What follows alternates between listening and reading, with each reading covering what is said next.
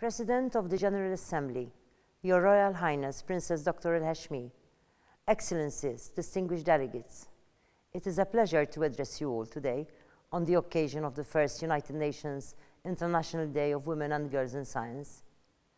I sincerely thank you, Your Royal Highness Dr. Al-Hashmi, for your kind invitation to be a part of this conference. The observance of this day provides an occasion to come together to champion and promote the need for more participation of women and girls in different areas of science and technology.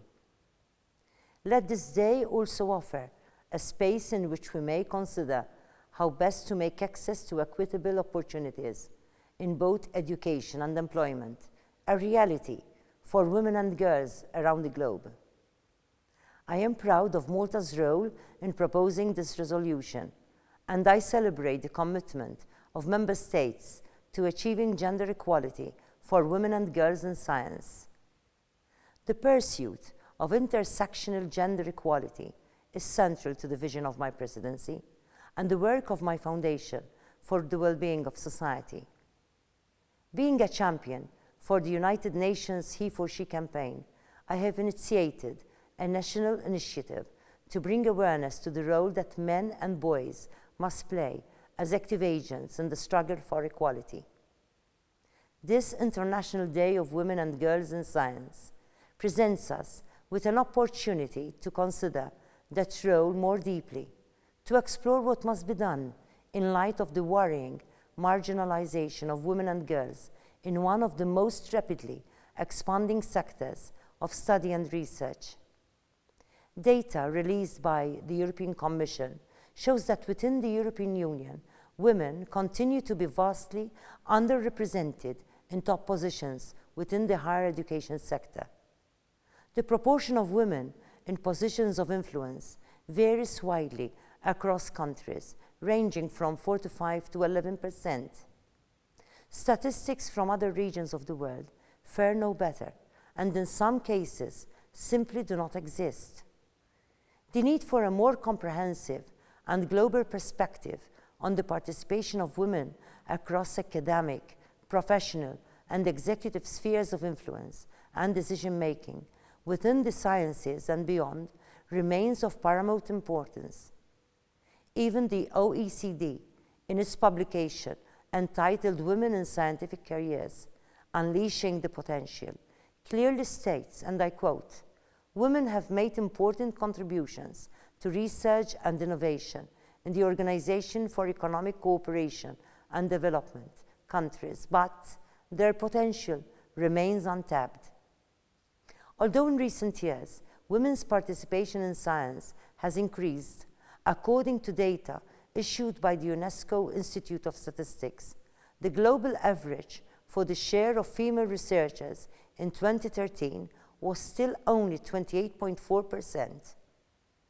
There are also disparities among the regions of the world, reflecting that socio-cultural underpinnings are at play in this regard.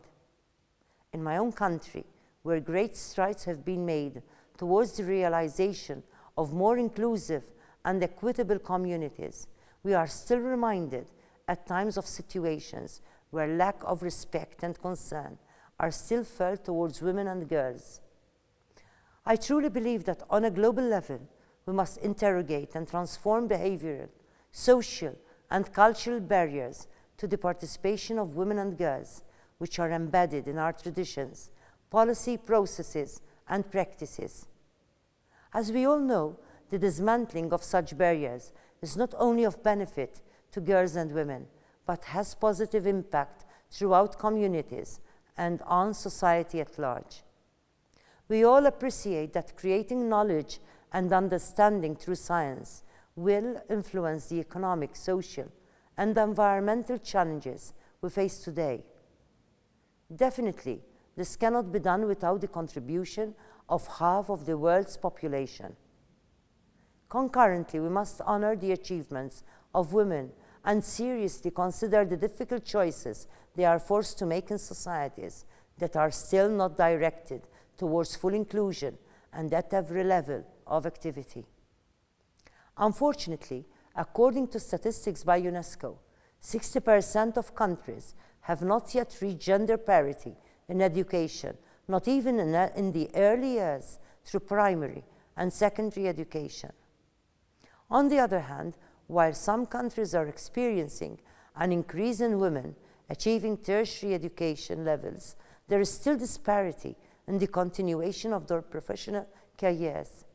Even now, stereotypes persist in career choices, which are still being shaped by familial, social expectations and the mass media through the way it perpetuates the social construction of science. A national consultation held in Malta by my foundation on last year's Women's Day identified the difficulty of achieving a work and life balance as a leading hindrance to the well-being of women in Malta.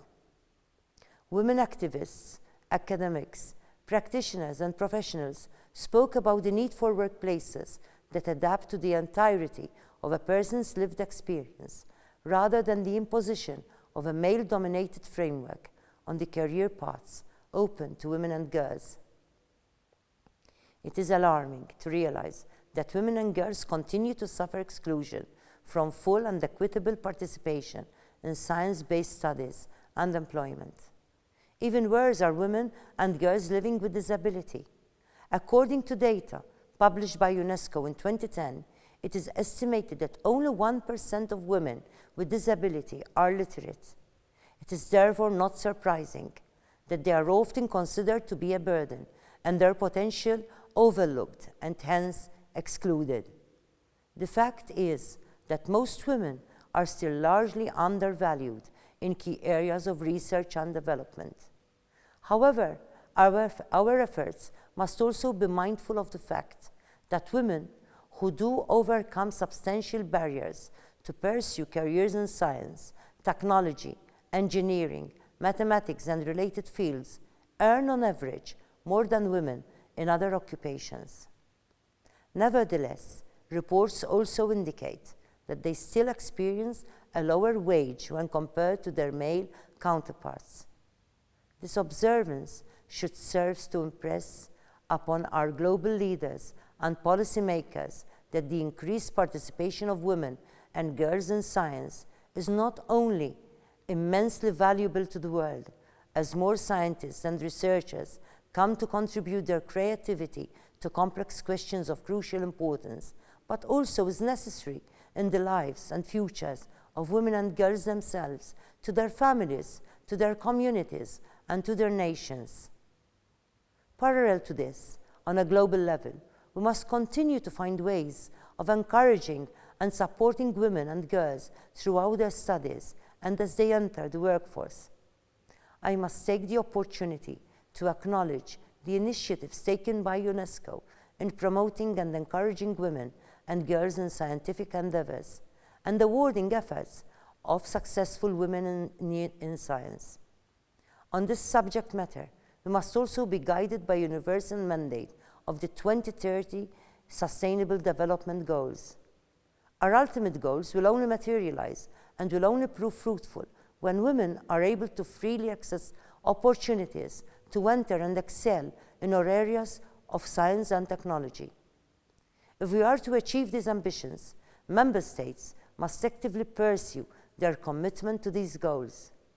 It is not enough to simply dedicate resources to strategies of information gathering or initiate platforms for discussion. While these initiatives have their place, they cannot serve as a substitute for effective and long-term actions that address the problem at its core. We must frankly acknowledge gender issues throughout research and development, addressing the untapped potential of women and girls across disciplines and professions. It is necessary to increase the visibility of appropriate role models in positions of leadership and to promote the work of women in science, thereby encouraging girls to enter the sciences as a lifetime profession. It is our duty to create significant vehicles for action that support ever greater numbers of women who use science and technology to tackle combined global challenges and maximize opportunities for institutional change. Girls must see women being valued for their insight and celebrated for their contributions, acknowledged as colleagues and co-creators in the great work of which we are all stakeholders in issues of environmental sustainability, of technology development, and addressing the root causes of conflict and violence across the globe.